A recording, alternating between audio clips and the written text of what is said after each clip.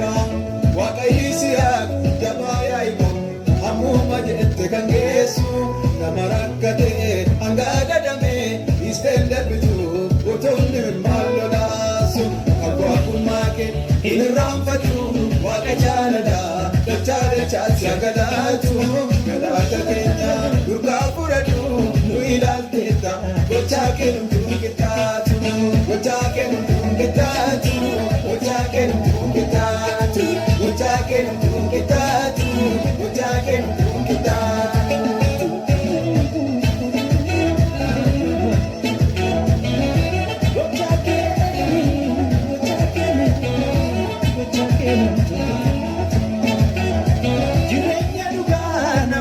Jabaayaa iko siyaa gadatu nama rakkateessi tuummata.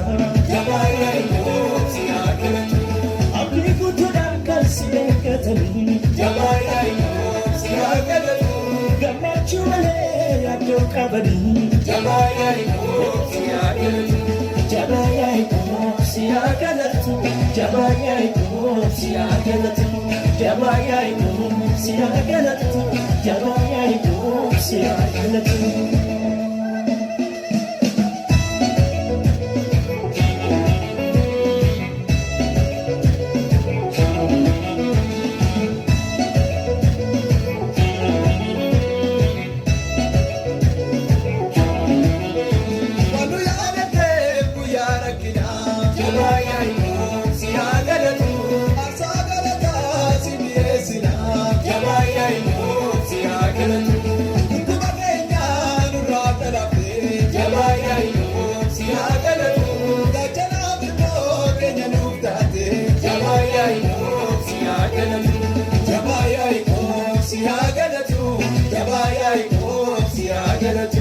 Jabaayaa iko siyaa gadatu jabaayaa iko siyaa gadatu.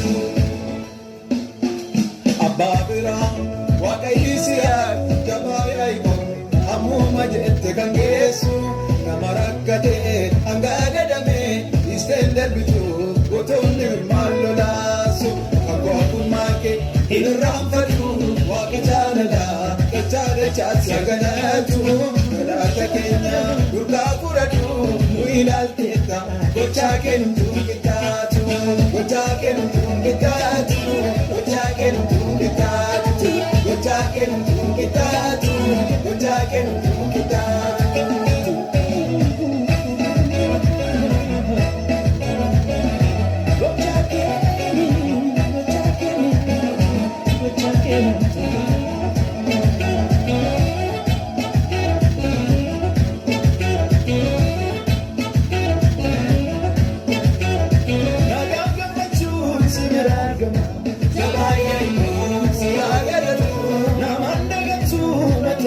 Jabaayaa iko siyaa gadatu waan duriin jirree nurra laaftetta.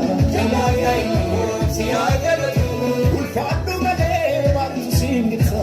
Jabaayaa iko siyaa gadatu jabaayaa iko siyaa gadatu jabaayaa iko siyaa gadatu jabaayaa iko siyaa gadatu jabaayaa iko siyaa gadatu.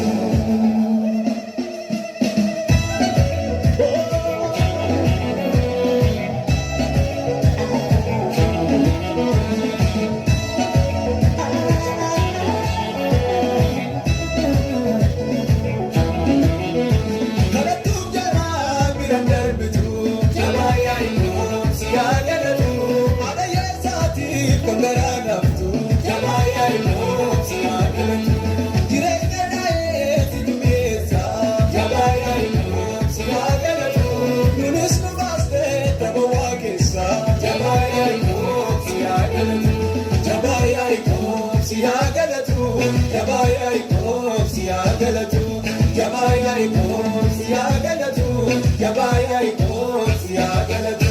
Jedhu beetiyoon yaashee gidiraadha tattaataate gama biifaati harka waaqayyooti midhaan keessite. Jedhu beetiyoon yaashee gidiraadha tattaataate gama biifaati harka waaqayyooti midhaan keessite. Harka waaqayyooti midhaan keessite harka waaqayyooti midhaan keessite harka waaqayyooti.